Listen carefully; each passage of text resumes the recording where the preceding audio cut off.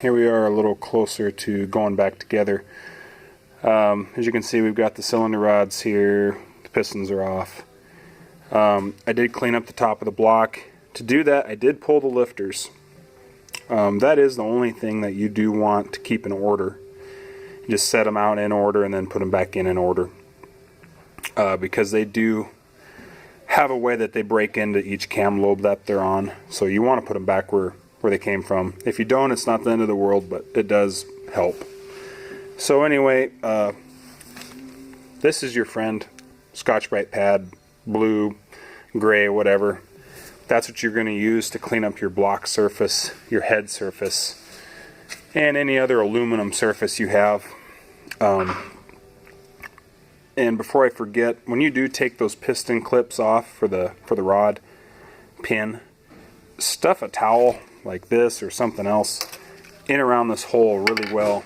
You don't want that clip falling down into the crankcase, and if it does, you'll have a bad day trying to fish it out. Here's the new bore, the new jug. The pistons already come with rings on them. Give you a little better shot there. The top of the piston is tapered, or the bore. So I work these in by hand real gently. I kind of compress the rings with my fingers, and I just set the pistons in there until they just become compressed, till the rings just become compressed. And I set them in there about the same height. And this is how I go together. I'll just pick this whole thing up as an assembly, slip it over the rods, and I'll put the pins through and then put the clips on this side and this side. Some guys like to put the pistons on the rods first and then try to slip the bore over it. I've done it that way and it's tough, especially when it's in the machine. The toughest part about this job in the machine is getting these, when you're doing this in frame, is getting the clips back on for the rod pins. You do a lot of swearing, and it takes a lot of patience to get that clip on there without dropping it or without stabbing yourself with the O-ring pick. So anyway, the next step here is to put your gasket on. You put those on dry. Use new gaskets. These two gaskets together cost about $50. I know some guys reuse them, and maybe that's fine if you're tearing down the engine every 50 hours, if you're racing or something. You know, you're this far in, just put good gaskets back in it.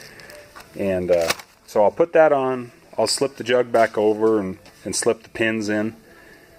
Then we should be ready to torque the head down, and I will show you how to do that. For the cylinder head, I just cleaned the surface with the same Scotch-Brite pad. I dug some of the carbon out around the combustion chamber. You don't have to get crazy. Just make sure your mating surface is clean. Anywhere where the gasket rides is going to be clean. I need to hit this with brake cleaner one more time. But yeah, this is fine. The only time you need to be concerned about the valves, if your engine does ingest dirt, these valves can hammer out. You'll be able to notice that the seats will hammer into the head. I mean, you'll have a valve that's way sunk in, way more than the others. If you have that, your head needs to go to the machine shop and to see if it can be repaired. More than likely, it'll have to be replaced. This head is fine. You can see the valves are pretty well even to the bottom of the combustion chamber. They look consistent to each other. They're fine. They're good to go. So there's nothing else head-wise, nothing else you need to do. Just clean it up and be ready to put it back on. That's it. Here's what it looks like with the assembly, with the pins put in. I don't have the clips in yet, but just wanted to show you here. This is kind of what it's going to look like as you're going back together. Got your gasket in place. Once you get your clips in, this whole jug just slides down. You're just going to slide the pistons right up in. So this is just about ready to have the cylinder head put on.